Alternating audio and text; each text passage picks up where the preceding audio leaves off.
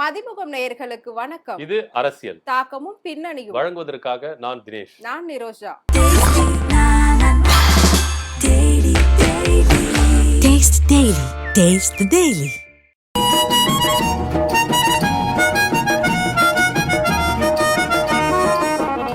அப்புறம் தினேஷா, இன்னைக்கு அரசியல் எதை பத்தி பார்க்க போறோம்?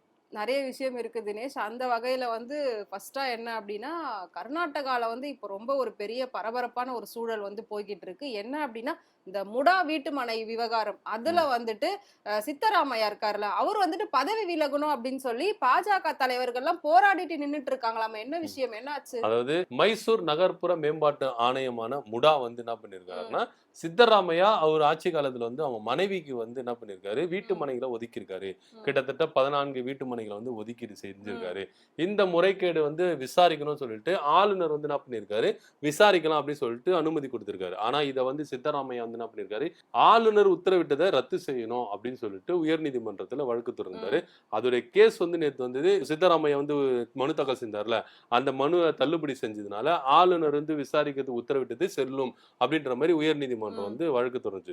சோ இதை குறிச்சு என்ன பண்ணாங்கன்னா, இவர் மேல விசாரணை மேற்கொள்ளப்படும். அப்ப இவர் முதல்வர் பதவியில இருந்தாருன்னா முழுசா விசாரிக்க முடியாது. அதனால முதல்வர் பதவி இவர் ராஜினாமா பண்ணணும் அப்படின்னு சொல்லிட்டு அங்குள்ள பாஜக காரங்க என்ன பண்ணிருக்காங்கன்னா, போர்க்கொடி தூக்கி இருக்காங்க அப்படின்ற மாதிரி சொல்லலாம். ஒரு விதத்துல சித்தராமையா என்ன சொல்றாரு, நான் பதவியெல்லாம் விலக மாட்டேன்.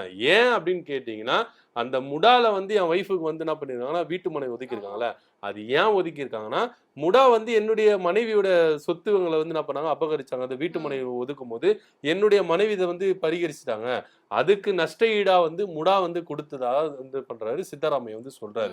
சோ அவருடைய தரப்பு அது இதுவா இருந்தாலும் பாஜக காரங்க என்ன பண்றாங்க, இல்ல இவர் முறைகேடு பண்ணியிருக்காரு, அதனால இவர் பதவி விலக ஆக வேண்டும் அப்படின்ற மாதிரி அவங்க போர்க்கொடி தூக்கியிருக்காங்க. இதெல்லாம் ஒரு புறம் இருக்கும்போது மத்திய அமைச்சரான குமாரசாமி என்ன பண்ணிருக்காரு, இந்த விவகாரத்துல சித்தராமையா பதவி விலக சொல்ல மாட்டேன், நான் போர்க்கொடி தூக்க மாட்டேன்.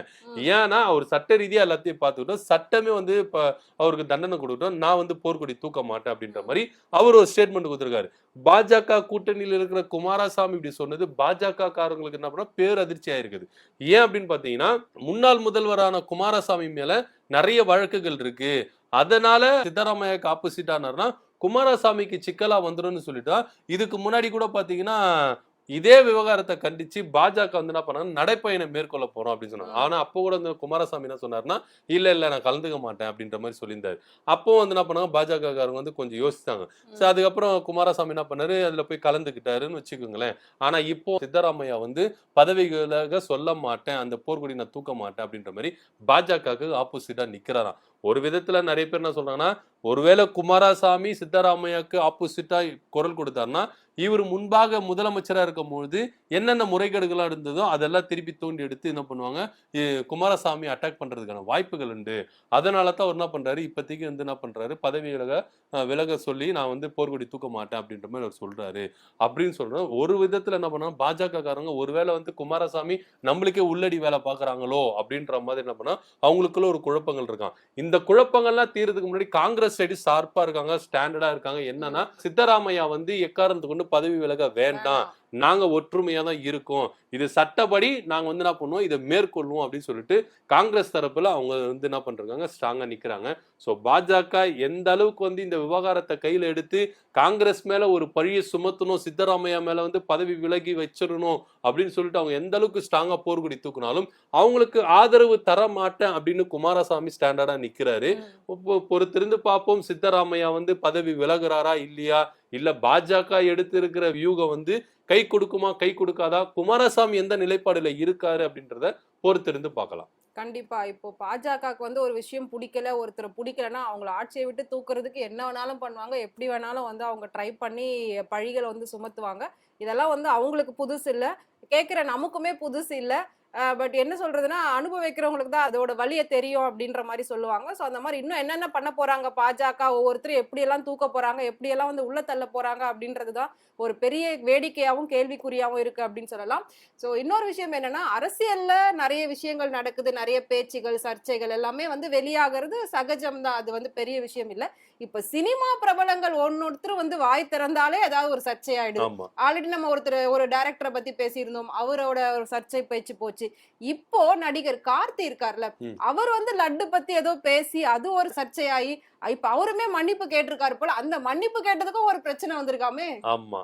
அதாவது மெய்யழகன் இந்த படத்தோட ப்ரொமோஷனுக்காக ம். ஆந்திரா சென்றிருக்காரு கார்த்திக். ம். அப்போ வந்து அங்க தொகுப்பாளினி வந்து என்ன பண்ணிருக்காங்க, உங்களுக்கு லட்டு வேணுமா அப்படின்ற ம். மாதிரி. ஏன்னா ஆந்திராக்கு போனாலே ஸ்பெஷல் என்ன ம். லட்டு தானே. ம். அதாவது திருப்பதிக்கு போயிட்டாலே பிரசாதமா நம்மளுக்கு லட்டு தான் கிடைக்கும். ஸோ ம். அதனால வந்து உங்களுக்கு லட்டு வேணுமா அப்படின்ற மாதிரி ம். அவங்க கேலியா பேசுனதுனாவும், இதற்கு கார்த்திக் வந்து என்ன சொல்லியிருக்காரு, வேண்டாங்க அது ரொம்ப சென்சிட்டிவா மேட்டர் போயிட்டு இருக்கு. இப்போதைக்கு ம். லட்டு சாப்பிடுற இதனால லட்டு வேண்டாம். ம். இப்போதைக்கு அந்த மேட்டர் வந்து ரொம்ப சென்சிட்டிவா போயிட்டு இருக்கு. அதனால நம்ம அதை டச் பண்ண வேணாம். ம். அப்படின்ற மாதிரி அவரை வந்து நான் கிண்டலா வந்து சிரிப்பலை ஏத்துற மாதிரி ம். அவரை பேசியிருக்காராம். ம். இத கண்டிச்சு ஆந்திராவுடைய துணை முதல்வர் பவன் கல்யாண் வந்து என்ன பண்ணியிருக்காருன்னா, ம். கார்த்திகை வந்து என்ன பண்ணியிருக்காரு, கண்டிச்சு ட்வீட் ஒண்ணு போட்டிருக்காரு. ம். இது மாதிரி அரசியல்ல இருக்கிறவங்க ஓகே நாங்க வந்து சனாதனத்தை இது பண்ணிட்டு இருக்கோம். ஆனா வந்து நீங்க வந்து இது மாதிரி பண்றது வந்து நல்லதுக்கு இல்ல அப்படின்ற மாதிரி அவர் ஒரு விஷயத்த சொல்லியிருக்காரு. இதெல்லாம் ஒரு விஷயம் இருந்தாலும் இத கண்டிச்சாருல்ல பவன் கல்யாண் கண்டிச்சாருல்ல, இதற்கு வந்து கார்த்தி வந்து என்ன பார்த்திருக்காரு, உடனே மன்னிப்பு கேட்டிருக்காரு. அண்ணன் நீங்க தப்பா நினைச்சுக்காதீங்க. நாங்க வந்து கேலி கிண்டலுக்காக தான் பேசணும். இது ம். வந்து நீங்க சீரியஸா எல்லாம் எடுத்துக்காதீங்க அப்படின்ற மாதிரி நாங்க சொல்லியிருக்கோம். ம். அதனால வந்து நீங்க இதை மன்னிச்சிருங்க அப்படின்ற மாதிரி சொல்லியிருக்காரு. ஆனா பவன் கல்யாண் வந்து என்னன்னா, சனாதனம் அப்படின்றது எனக்கு ரொம்ப முக்கியம். அதுவும் இந்த லட்டு விவகாரம் சென்சிட்டிவா இருக்குதுன்னு இந்த ஆளுக்கு நீங்க கேலி கிண்டல்லாம் பண்ண ஆ. வேணாம் அப்படின்னு போனதுனால கார்த்திக் வந்து என்ன பண்ணிருக்காரு, மன்னிப்பு கேட்டிருக்காரு. ம். மன்னிப்பு கேட்டதுன்னு அவரு என்ன திருப்பி என்ன பண்ணிருக்காரு, ரிப்பீட் வந்து போட்டிருக்காரு. அதுல வந்து நீங்க இல்ல ஓகே நீங்க மன்னிப்பை நான் அக்செப்ட் பண்ணிக்கிறேன், இது பண்ணிக்கிறேன். நீங்க இதுமேட்டு வந்து கரெக்டா இருப்பீங்க அப்படின்ற நம்ம நம்பிக்கையை வந்து உருக்குலைக்க வேண்டாம். சோ இந்த விவகாரம் வந்து கோடிக்கணக்கான பக்தர்களுக்கு நம்பிக்கைக்குரிய விஷயமா இருக்கு. அதனால ம். இந்த மாதிரி விஷயத்தை எடுத்துட்டு வந்து நீங்க பொது வெளியில வந்து கேலி கிண்டலாம் பேச வேணாம். நீங்க சொன்ன மன்னிப்பை நான் அக்செப்ட் பண்ணிக்கிறேன் அப்படின்ற மாதிரி அவர் ஒன்று ட்வீட் போட்டிருக்காரு. இதற்கு வந்து கார்த்தியும் நடிகர் சூர்யா அவங்க அண்ணன் சூர்யாவும் என்ன பண்ணிருக்காங்கன்னா, ஓகே நன்றி சார் அப்படின்ற மாதிரி சொல்லிருக்காங்க. ஸோ இந்த விவகாரம் தான் வந்து பயங்கரமா வந்து ஆந்திர ரசிகர்கள் மத்தியில இல்லாம நம்ம தமிழ்நாடு ரசிகர் மத்தியில பயங்கரமா வந்து பெரு அதிர்வலைகளை ஏற்படுத்தியிருக்கு. ஏன்னா ம். இந்த ஒரு விவகாரம்ன்றது வந்து எல்லாருமே எடுத்து பேசலாம். ஆமா. ஏன்னா வந்து லட்டுல வந்து மிருகங்கள் கொழுப்புகள் கலந்திருக்கு அப்படின்னு சொல்லிட்டு ஆந்திர முதலமைச்சர் என்ன பண்ணிருக்காரு சொல்லியிருக்காரு. ஸோ இந்த விவகாரத்தை வந்து எல்லாரும் எடுத்து பேசும்போது அவங்கவுங்க கருத்துக்களை வைக்கலாம். அப்படின்னும் போது இது வந்து என்னன்னா பவன் கல்யாண் வந்து ஒருத்தர் வந்து மிரட்டுற மாதிரி ஒரு தோரணை. ஏன்னா ம். இதுக்கு முன்னாடி பாத்தீங்கன்னா பிரகாஷ் ராஜுக்கும் அவருக்கு வந்து ட்விட்டர்ல வந்து பயங்கர சண்டையே நடந்தது. இந்த ம். லட்டு விவகாரத்தை வந்து அவர் வந்து பவன் கல்யாணுக்கு வந்து சனாதனம் அவருடைய நம்பிக்கைகள் அப்படி இருக்குதுன்னா ஓகே அது நீங்க அக்செப்ட் பண்ணலாம். ஆனா இதை குறித்து யாரும் பேசக்கூடாது கருத்து தெரிவிக்க கூடாது அப்படின்றது வந்து பவன் கல்யாண் வந்து என்ன பண்றாருன்னா கருத்து சுதந்திரத்தை நெருக்கிறாரோ அப்படின்ற ஒரு விஷயங்கள் இருக்கு. ஏன்னா வந்து ம். ஒவ்வொருத்தருக்கும் ஒவ்வொரு மாதிரி விஷயங்களை சொல்லலாம். அது ஆமா. கேலி ஆமா. கிண்டலாவும் சொல்லலாம், சீரியஸாவும் சொல்லலாம். அவங்கள உட்கார வச்சு நம்மளுக்கு எந்த ஸ்டைல்ல தோணுதோ அந்த ஸ்டைல்ல அவங்களுக்கு வந்து சொல்லலாம். இந்த ம். விவகாரம் வந்து சென்சிட்டிவா இருக்குன்னு தான் அவர் சொன்னார். கார்த்திக் வந்து அந்த கேலி கிண்டல்லாம் பண்ணல. லட்டு வேணாங்க இந்த விஷயம் ரொம்ப சென்சிட்டிவா போயிட்டு இருக்கு. இப்ப நம்ம அந்த விவகாரத்தை நம்ம தொட வேணாம் அப்படின்னு தான் சொல்லியிருக்காரு. அதே போல பிரகாஷ் ராஜ் என்ன சொல்லியிருக்காருன்னா, உங்களுக்கு வந்து சனாதனம் ரொம்ப முக்கியம். அந்த நம்பிக்கை இருக்குதுன்னா முதல்ல நீங்க என்ன பண்ணணும் உள்ளுக்குள்ளேயே ஃபர்ஸ்ட் முடிச்சிருக்கணும். இதை வந்து ம். தேசிய லெவல்ல நீங்க எடுத்துட்டு போயிருக்க வேண்டாம் ஆமா. அப்படின்றத பிரகாஷ் ராஜே சொன்னாரு. அதை கூட அவர் ஒழுங்கா புரிஞ்சுக்காம பிரகாஷ் ராஜுக்கு கண்டனம் தெரிவிச்சிருக்காரு. பிரகாஷ் ராஜ் என்ன பண்ணியிருந்தாரு, நான் படப்பிடிப்புல இருக்கேன், நான் நேரடியா வந்து நான் பேசிக்கிறேன் அப்படின்ற மாதிரி அவர் சொல்லியிருந்தாரு. இதெல்லாம் ஒரு புறம் பரிதாபங்கள் இருக்காங்கல்ல அந்த யூடியூப் சேனல், ஆமா. அவங்கள வந்து என்ன பண்ணியிருந்தாங்க இந்த லட்டு விவகாரத்தை வந்து அவங்க வந்து கண்டென்ட்டா எடுத்து பண்ணியிருந்தாங்க. ம். சோ இந்த விவகாரத்தையும் குறித்து பவன் கல்யாண் கண்டனம் தெரிவிச்சனால அந்த யூடியூப்ல வந்து அவங்க போட்ட கண்டென்ட் அடுத்த நிமிஷங்கள்லயே அது டெலீட் செய்யப்பட்டது. ஏன்னா அந்த அளவுக்கு வந்து பவன் கல்யாண் வந்து மிரட்டிட்டு வராரோ ஒவ்வொருத்தரையும் அப்படின்ற மாதிரி. சோ இதெல்லாம் ஒரு புறம் இருக்கட்டும். சோ இந்த கார்த்தி வந்து மன்னிப்பு கேட்டார்ல, இந்த விவகாரம் வந்து ஆந்திர ரசிகர்கள் சொன்னா நீங்க பேசுறது சரிதான். நீங்க பணத்துக்கு ஆதாயத்துக்காக வந்து நீங்க என்ன பண்றீங்க, உங்க மானத்தையே நீங்க விக்கிறீங்க. ஏன்னா வந்து அந்த மெய்யழகன் படம்ன்றது வந்து தெலுங்குலயும் வந்து ரிலீஸ் ஆகுது. சோ உங்க படம் ஓடணும் அப்படின்றதுக்காக நீங்க உங்க மானத்தையே வந்து என்ன பண்றீங்க அடகு வைக்கிறீங்க. உங்க தன்மானத்தை விட்டு நீங்க வெளியே வந்துட்டீங்க அப்படின்ற மாதிரிலாம் பயங்கரமா இருக்கு. சோ இதெல்லாம் ரசிகர்கள்லாம் ஒரு புறம் இருக்கட்டும். இங்க ப்ளூ சட்டை மாறன் இருக்கார்ல, ஆமா. படங்கள் எல்லாம் வந்து ஆமா. பயங்கரமா விமர்சிச்சுட்டு விமர்சனம் இருப்பாரு. பண்ணுவாரு. அவர் வந்து என்ன சொல்லியிருக்காருன்னா, உங்களுடைய தனிப்பட்ட லாபத்துக்காக தனிமையை சுயமரியாதைக்காக நீங்க தமிழ்நாட்டை நீங்க என்ன பண்ணீங்க அவமானப்படுத்திட்டீங்க. தமிழ்நாட்டுல நீங்க எந்த அளவுக்கு வந்து ஃபெமிலியரா இருக்கீங்க, உங்க அப்பா எந்த அளவுக்கு ஃபெமிலியரா இருக்காரு, உங்க அண்ணன் எந்த அளவுக்கு ஃபெமிலியரா இருக்காங்க, உங்க ம். அண்ணி எந்த அளவுக்கு ஃபெமிலியரா இருக்காங்க எல்லாருமே தெரியும். சோ ம். நீங்க வந்து என்ன பண்ணிருக்கீங்கன்னா மன்னிப்பு கேட்டதுனால தமிழ்நாட்டையே நீங்க என்ன பண்ணீங்க தலைக்குனிய வச்சுட்டீங்களே அப்படின்னு ம். சொல்லிட்டு அவர் ஒரு புறம் கருத்து சொல்லியிருக்காரு. சோ இதெல்லாம் ஒண்ணு சொல்லட்டும் ஓகே இதெல்லாம் எடுத்துக்கலாம்னு பாத்தீங்கன்னா கஸ்தூரி ஒருத்தருங்க சொல்லியிருக்காங்க. என்ன சொல்லியிருக்காங்கன்னா, ம். அவன் சனாதனத்தை குறித்து வந்து அவங்க அவமானமா பேசுறது வந்து இதெல்லாம் பெரிய விஷயமே இல்லைங்க. சிவகுமார் பேசியிருக்காரு, அவங்க அண்ணன் பேசியிருக்காரு, ஏன் அவங்க அண்ணி ஜோதிகா கூட தான் பேசியிருக்காங்க. கோயில்ல வந்து நீங்க செலவு பண்றது வந்து கல்வி கூடங்களை கட்டலாம் அப்படின்ற மாதிரி. சோ அதெல்லாம் வந்து அவங்களுக்கு வந்து பெரிய விஷயமா இல்ல அப்படின்ற மாதிரி பாஜகவுக்கு வரிஞ்சு கட்டின்னு வந்திருக்காங்க நம்ம கஸ்தூரி. இதெல்லாம் விவகாரம் வந்து ஒரு மத பிரச்சனை அப்படின்னு உருவாக்குறதுக்காக நம்ம சந்திரபாபு நாயுடு வந்து என்ன பண்ணிருக்காரு, அதை கையில எடுத்து அது எந்த விதத்துல உண்மை பொய் நம்மளுக்கு தெரியாது. அது உண்மையா இருந்தா தண்டிக்கப்படட்டும், பொய்யா இருந்தா அதை பரப்பி விட்டவங்களுக்கு தக்க தண்டனை கொடுக்கணும் தான் நம்மளுடைய நிலைப்பாடு இருக்கு, எல்லாருடைய நிலைப்பாடமும் இருக்கு. சோ இந்த விவகாரத்துல வந்து கார்த்தி செஞ்சது வந்து சரியா தப்பா அப்படின்னு ஒரு டாக்கே போயிட்டு இருக்கு. ஆந்திரால இருக்கிற ரசிகர்கள் என்ன சொல்லிருக்காங்க, உங்களுடைய பண லாபத்துக்காக நீங்க இந்த அளவுக்கு இறங்கி வந்து மன்னிப்பு கேட்டிருக்க கூடாது அப்படின்ற மாதிரி ஆந்திரால இருக்கிற ரசிகர்களும் என்ன பண்ணிருக்காங்கன்னா கார்த்திக்கு சப்போர்ட்டா இருக்காங்க. ஆனா கார்த்திக் வந்து என்ன பண்ணிருக்காரு, பவன் கல்யாண் இந்த விவகாரத்தை எடுத்ததும் என்ன பண்ணிருக்காரு, உடனே போய் மன்னிப்பு கேட்டிருக்காரு. ப்ளூ சட்டை மாறன் முதற்கொண்டு தமிழ் ரசிகர்கள் முதற்கொண்டு என்ன பண்ணிருக்காங்க, பயங்கரமா கண்டனம் தெரிவிச்சாங்க. கார்த்திக் வந்து மன்னிப்பு கேட்டிருக்க கூடாது. ஆனா அவர் என்ன பண்ணிருக்காரு, தன்னுடைய லாபத்துக்காக தன்னுடைய படத்துக்காக அவர் என்ன பண்ணிருக்காரு, மன்னிப்பு கேட்டு இறங்கி வந்திருக்காரு. இது வந்து கண்டிக்கத்தக்கது அப்படின்ற மாதிரி நிறைய பேர் என்ன பண்றாங்க, கருத்துக்களை தெரிவித்து வராங்க. கண்டிப்பா வந்து இன்னும் ஒவ்வொரு விஷயமும் ஒவ்வொருத்தர் வாய் திறந்து பேசினா கண்டிப்பா ஏதாவது ஒரு பிரச்சனையில தான் முடியுது. ஏன்னா இப்போ இருக்கக்கூடிய சூழல் அப்படி இருக்கு. நம்ம விளையாட்டா எது சொன்னாலுமே அதுல ஒரு வினைய கண்டுபிடிச்சு வந்து பாக்குறாங்க. ஸோ அதனால நம்ம எல்லாருமே வந்து எது பேசினாலும் யோசிச்சு பேசணும் அப்படின்ற மாதிரி ஆயிடுச்சு. ஏன்னா ஒவ்வொரு விஷயமுமே உண்மையிலே கார்த்தி சொன்ன மாதிரி சென்சிட்டிவா போய்கிட்டு இருக்கு. எல்லாமே வந்து ஒரு காமெடியா போல சென்சிட்டிவா போயிட்டு இருக்கு. ஸோ அதனால எல்லாருமே நம்ம வந்து பார்த்து தான் இதுக்கப்புறம் பேசணும் அப்படின்னு நினைக்கிற ஒவ்வொரு விஷயம். ஸோ நம்ம பேசும்போது அப்ப நம்மளுமே வந்து ஒவ்வொரு விஷயத்தையும் வந்து பார்த்து தான் பேச வேண்டிய ஒரு சூழல் வரும் அப்படின்னு நினைக்கிறேன். அப்புறம் தினேஷ், நம்ம நேத்து ஒரு விஷயம் பேசணும். இயக்குனர் மோகன்ஜியை வந்து கைது பண்ணாங்க பழனி பஞ்சாமிர்தம் சர்ச்சை பேச்சு குறித்து. சோ அவரை கைது பண்ணதுக்கு பாஜக வந்து அவருக்கு ஆதரவா வரிஞ்சு கட்டிட்டு சப்போர்ட் பண்ணிட்டு வராங்க அப்படின்னு சொல்லி திருச்சி சூரிய சிவா வந்து சொல்லியிருக்காராம். என்ன விஷயம்? அதாவது பாஜக மாத்திரம் இல்ல, பாமக நிறுவன தலைவர் வந்து என்ன பண்ணிருக்காரு, ராமதாஸ் அவர் வந்து வரிஞ்சு கட்டின்னு வர்றாரு.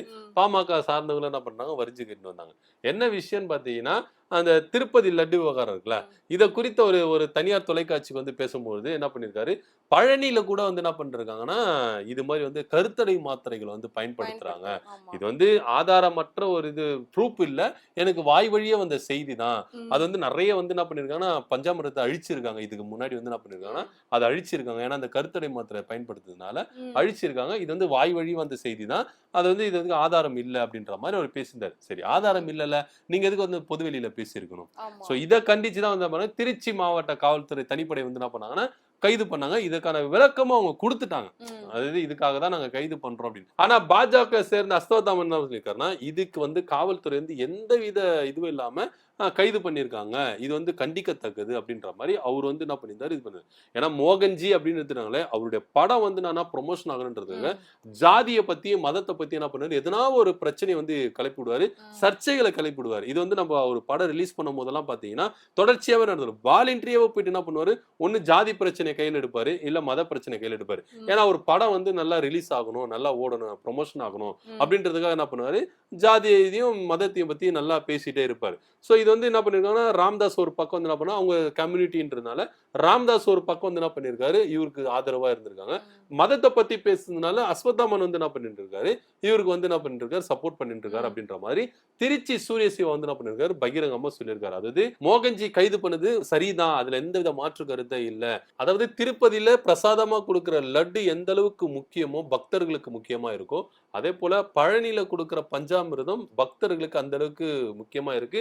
மத நம்பிக்கையை உண்டு பண்ணுது. ஏன்னா நிறைய பேருக்கு குழந்தை வர இல்லாதனால அந்த பஞ்சாமிரத்தெல்லாம் சாப்பிட்டு நிறைய பேர் குழந்தை பாக்கியெல்லாம் பெற்றிருக்காங்க. குழந்தை பாக்கியெல்லாம் வந்து நம்மளுக்கு செய்திகள்லாம் வந்து நம்ம கேட்டுன்னு தான் இருக்கோம். ஆனா அதுல வந்து கருத்தடை மாத்திரை வந்து பயன்படுத்துறாங்க அப்படின்னு மோகன்ஜி சொல்றது வந்து ஆதாரமற்ற ஒரு குற்றமான ஒரு செயல். இதனால வந்து அவர் கைது பண்ணது வந்து சரிதான் அப்படின்னு சொல்லிட்டு திருச்சி சூரிய சிவா சொல்லியிருக்காரு. இன்னொரு விஷயம் என்ன சொல்லியிருக்காருன்னா, இவர் சொன்ன கருத்தையே வந்து என்ன பண்ண மாட்டாங்க, மத நம்பிக்கை உள்ளவங்க ஏத்துக்கவே மாட்டாங்க.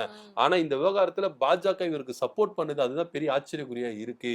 ஏன்னா திருப்பதியில நெய் வந்து கொழுப்பு வந்து அதிகமா கலக்குறாங்கன்னு சொல்லிட்டு சொன்னாங்கல்ல, அதே நெய் கம்பெனி தான் பஞ்சாமிரத்துக்கு நெய் வழங்குது அப்படின்னு சொல்லிட்டு ஒரு பொருளை கிளப்பி விட்டாங்க.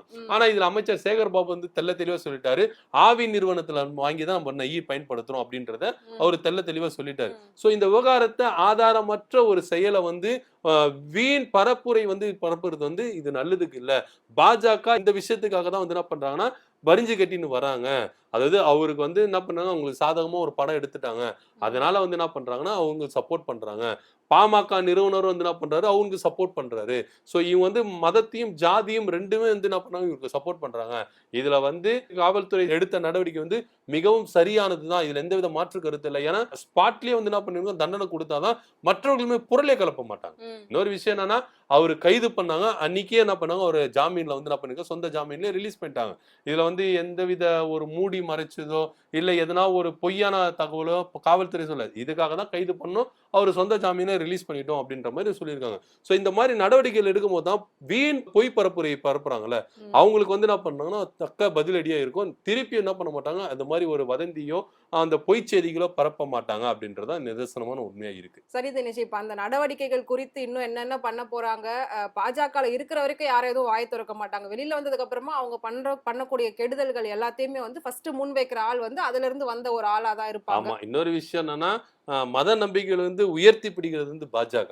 அதுல எந்தவித ஆமா மாற்று கருத்தே ஆமா. இல்ல. நம்ம வந்து மறுக்க முடியும். மதம் சம்பந்தப்பட்ட எதனா ஒரு விஷயம்னா, எதனா ஒரு பிசிறு தட்டுதுன்னு பாத்தீங்கன்னா, முதல்ல எழுந்து நின்னு குரல் கொடுக்கிறதே பாஜக தான். ஆனா மோகன்ஜி வந்து இந்த அளவுக்கு கீழ்த்தனமான ஒரு பொய் செய்தியை பரப்பி இருக்கிறாரு. பாஜக இவங்களுக்கு வந்து என்ன பண்ணணும், ஆப்போசிட்டா தான் குரல் கொடுத்திருக்கணும். ஆமா. அதாவது மோகன்ஜிக்கு வந்து ஆப்போசிட்டா தான் குரல் கொடுத்திருக்கணும். ஆனா அஸ்வத் அமன் வந்து இவங்களுக்கு ஆதரவா வந்து செயல்படுறாரு அப்படின்னு. ஏன்னா இது வரைக்கும் வந்து பாஜக வந்து ஒரு கண்டனங்களோடு தெரிவிக்கல. பழனியில வந்து இந்த விவகாரம் இப்படி நடந்திருக்கு, கருத்தடை மாத்திரை கலந்திருக்காங்க அப்படின்னு சொல்லும்போது ஒருத்தர் கூட வந்து என்ன பண்ணலன்னா குரலே கொடுக்கல. இதே வந்து தமிழக அரசு வந்து முருகனுக்கு வந்து மாநாடு நடத்தும் போது ஆளாளுக்கு வந்து என்ன பண்ணாங்கன்னா குரல் கொடுத்தாங்க.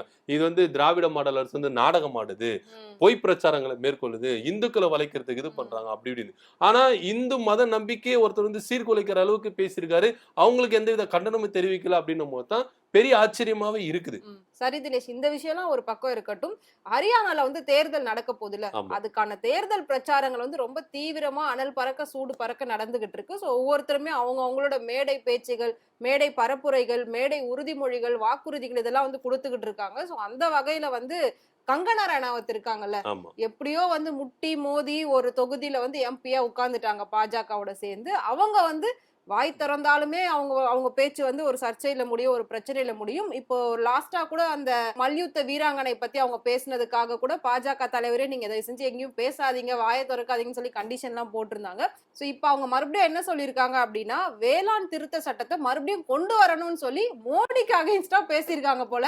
சோ அந்த விஷயம் வந்து காங்கிரஸ் ஆளுங்கெல்லாம் என்ன பரவாயில்ல இவங்க சப்போர்ட் பண்றாங்களே நம்மளுக்கு அப்படின்ற மாதிரி ரொம்ப ஜாலியா இருக்காங்களாம். ஆனா பாஜகலாம் வந்து பயந்து போய் அவங்கள பாத்துட்டு இருக்காங்களாம். என்ன விஷயம், என்ன நடக்குது? அதாவது கங்கனா ரணவத் எது பேசினாலும் சர்ச்சையில போய் ஆமா. முடியும் அப்படின்றது ம். வந்து நம்மளுக்கு வந்து தொடர்ச்சியா வந்து உண்மை தன்மையான விஷயங்கள தான் ம். இருக்கு. ஏன்னா ம். அவங்க பேசுறது எல்லாமே சர்ச்சையில தான் போய் ஆமா. முடிஞ்சிருக்கு. ஆனா இந்த வாட்டி என்னன்னா வினேஷ் போகத் குறித்து அவங்க வந்து தவறான ம். ஒரு கருத்து சொல்லும்போது பாஜகல இருந்து ஸ்ட்ரெயிட்டா அவங்களுக்கு வந்து நியூஸை போச்சு, நீ வந்து ஆமா. வாயவே திறக்க கூடாது, ஆமா. எலெக்ஷன் முடிகிற வரைக்கும் நீ எங்க இருக்கிறேன்னே தெரியக்கூடாது ம். அப்படின்னு சொல்லிட்டு என்ன பண்ணாங்க, ஒரு கண்டிஷன் போட்டாங்க. ம். ஆனா நீ என்ன சொல்றது, நான் என்ன கேட்கறது, ம். நான் பேசுவேன் அப்படின்னு சொல்லிட்டு என்ன பண்ணிருக்காங்க, வேளாண் திருத்த சட்டத்தை வந்து திரும்பவும் கொண்டு ம். வரணும் அப்படின்ற மாதிரி ஒரு ட்வீட் ஒன்று போட்டிருக்காங்க. ம். இது வந்து ஹரியானா வந்து எலெக்ஷன்ல நடக்குதுல, எப்படியாச்சும் ஹரியானால வந்து நம்ம ஆட்சி அமைச்சிடணும்னு சொல்லிட்டு ஒரு பக்கம் ஆமா. பாஜகவும் ஒரு பக்கம் காங்கிரஸும் மும்முரமா வந்து என்ன பண்றாங்கன்னா ம். தேர்தலை சந்தித்து வராங்க. சோ அங்க வந்து பாஜக வந்து கொஞ்சம் சர்க்கிளாவே காணப்படுது. ஏன்னா அவங்க வந்து 10 வருஷம் ஆட்சி அமைச்சிருக்காங்க, அதிருப்தியில இருக்காங்க, மக்கள் வந்து அதிருப்தியில இருக்காங்க அப்படின்றது தெரியும். நடந்து முடிஞ்ச நாடாளுமன்ற எலெக்ஷன்ல கூட அங்க ஹரியானால வந்து பாஜகவுக்கு கணிசமான தொகுதிகள் கிடைக்கல, தோல்விகள் தான் கிடைச்சது ஆமா. அப்படின்றது நம்மளுக்கு எல்லாருக்குமே தெரியும். ம். சோ இந்த விவகாரத்துல வந்து பாஜக வந்து சுமூகமா வந்து என்ன பண்றாங்கன்னா இந்த தேர்தலை வந்து சந்திக்கிறாங்க. எதுவுமே அவசரப்பட்டு வார்த்தையை விட்டுறக்கூடாது, ம். எல்லாத்தையும் நம்ம பொறுமையா செயல்படுத்தணும் அப்படின்ற மாதிரி தான். காங்கிரஸ் ஒரு வாக்குறுதி கொடுத்தாங்கன்னா, நீ 8 அடி பாரியா, நான் 16 அடி பாயிரன்னு சொல்லிட்டு அவங்களுக்கு ஈக்குவலா வந்து என்ன பண்ணாங்க, அதை தாண்டி ஒரு தேர்தல் வாக்குறுதி கொடுக்குறாங்க. ம். இப்போ உதாரணத்துக்கு மகளிருக்கு வந்து 2000 ரூபாய் நாங்க தரோம் அப்படின்னு சொல்லிட்டு காங்கிரஸ் சொல்லுச்சு. நாங்க 2100 தரோம்னு சொல்லிட்டு பாஜக ஆமா. ஏட்டிக்கு போட்டியா நிக்குது. ம். சோ இந்த மாதிரி வந்து என்ன பண்றாங்க, ஹரியானா தேர்தல் நடந்து போயிறாங்க. இதன் மத்தியில கங்கனா ரணாவத் இந்த சொன்ன கருத்து வந்து பெரும் சர்ச்சை ஏற்படுத்திருக்கு. ஆமா. பாஜகவுக்கு ஒரு பெரிய சமட்டடி விழுந்திருக்கு அப்படின்ற ம். மாதிரி சொல்லலாம். ம். ஏன்னா ஹரியானால தான் ஸ்டார்ட் ஆயிருது. நம்ம அந்த வேளாண் திருத்த சட்டம் கொண்டு ஆமா. வரும்போது பெரிய போராட்டம் வந்து ஹரியானால தான் வந்து ஸ்டார்ட் ம். ஆயிடுச்சு. சோ ம். விவசாயிகள்லாம் வந்து எந்த அளவுக்கு அதிருப்தியில இருக்காங்க அப்படின்றது பெரிய ஒரு உண்மையாவும் இருக்கு. பாஜகவுக்கு அது பெரிய கஷ்டமாவும் இருக்கு. சோ ம். விவசாயிகள்லாம் ஒண்ணு சேர்ந்து நம்மளுக்கு ஆப்போசிட் ஆயிருவாங்களோ, அவங்கள கூல்படுத்துறதுக்காக தான் நம்ம சுமூகமா போயின்னு இருக்கிறோம். ஆனா கங்கனா ரணாவத் இது மாதிரி பேசுறது திருப்பி வந்து அவங்கள வந்து கோவத்தின் உச்சத்துல கொண்டு போய் விடுமோ அப்படின்ற ஒரு பயத்துல வந்து என்ன பண்ணாங்க பாஜக இருக்காங்க. சோ அதனால முதல்ல வந்து செய்தியாளர் சந்திப்புல வந்து நான் சொல்லுங்க பாஜக கங்கனா ரனாவத் சொல்றதெல்லாம் பெருசா எடுத்துக்காதீங்க அப்படின்னு. இன்னொரு விஷயம் நான் சொல்லியிருக்காங்கன்னா, கங்கனா ரனாவத் இதுக்கப்புறம் வாயை திறந்தாங்கன்னா அவங்களுக்கு நல்லது இல்லை. ஏன்னா இதுக்கு முன்னாடி நான் உங்களை கண்டிச்சிருக்கோம். ஆனா இவங்க வந்து தலைமைக்கு கீழ்ப்படுகிற மாதிரி இல்லை. இவங்க வந்து நாடாளுமன்ற உறுப்பினரா இருந்து இது வரைக்கும் அவங்க பேசுனதெல்லாம் சர்ச்சைகளா இருக்கு. அதனால இது வந்து பெருசா எடுத்துக்க தேவையில்ல அப்படின்னு. சரி, கங்கனா ரனாவத் ஏன் இப்படி பேசுனாங்க அப்படின்னு சொல்லிட்டு கொஞ்சம் நம்ம பார்த்தோம்னா, இவங்களுக்கு வந்து எமர்ஜென்சின்னு ஒரு படம் ஒண்ணு ரிலீஸ் ஆகல. ரிலீஸ் ஆக வேண்டியது, ஆனா ரிலீஸ் ஆகல, தள்ளி போயிருக்கு. இந்த எமர்ஜென்சி படத்தை வந்து ரிலீஸ் பண்ண விடல. அதனால வந்து இவங்க வந்து பாஜகவுக்கு ஆப்போசிட்டா எழும்பி பேசியிருக்காங்களோ, உள்குத்து குத்துறாங்களோ அப்படின்னு சொல்லிட்டு ஒரு தரப்பினரும், இன்னொரு பக்கம் என்ன சொல்றாங்கன்னா காங்கிரஸுக்கு இவங்களுக்கு சப்போர்ட் பண்றாங்களோ, காங்கிரஸ் பக்கம் இவங்க சாயறதுக்காக வராங்களோ, எதுவா இருந்தாலும் கங்கனா ரனாவத் பேசுறது காங்கிரஸ் ஒரு உத்வேகத்தை கொடுக்குது, நம்மளுக்கு ஆப்போசிட்டா வருது. அதாவது என்னன்னா பறிக்காமே கனி கையில வந்துடும் போல இருக்கே, அது மாதிரி ஒரு சூழ்நிலை வந்து என்ன பண்றாங்க கங்கனா ரனாவத் ஏற்படுத்தி இருக்காங்க அப்படின்னு சொல்லிட்டு. சோ இந்த பேச்சு வந்து ஹரியானா தேர்தலில் வந்து காங்கிரஸுக்கே சாதகமா இருக்கும் அப்படின்னு சொல்லிட்டு என்ன பண்றாங்க நிறைய பேர் வந்து நான் கருத்து சொல்லிருக்காங்க. சோ கங்கனா ரனாவத் பேச்சு வந்து திரும்பவும் அவங்க அது சொல்லியிருக்காங்க, விவசாயிகள் நலனுக்காக என்ன பண்ணணும், நீங்க திரும்ப சட்டத்தை கொண்டு வரணும் அப்படின்னு சொல்லிட்டு சொல்லியிருக்காங்க. விவசாயிகளுக்கு நலன் அது சீர்கேடுன்றதுனாலதான் விவசாயிகள் ஒன்று கூடி என்ன பண்ணாங்கன்னா அந்த சட்டத்தை எதிர்த்து போராடி அந்த சட்டத்தை திரும்ப பெற வச்சாங்க.